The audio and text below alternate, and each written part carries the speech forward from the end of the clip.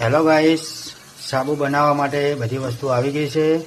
આ બેજ છે, આ કેસુડાના ફૂલ છે, આ લીમડાનો રસ છે, આ મુલતાનની માટી છે અને આ એલોવેરા છે.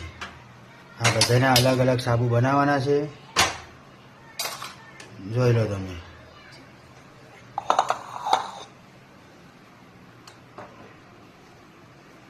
આ રીતે સાબુ તૈયાર થશે. આ બેજ છે.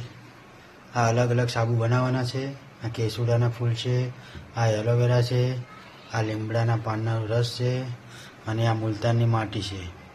આ મુલતાનની માટીનો પણ એક સાબુ બનાવવાનો છે. આ રીતે સાબુ બનવાના છે. જોઈ લો. નીચે પાણી ભરીને બાઉલ મૂક્યું છે અને ઉપર બેજ મૂક્યો છે.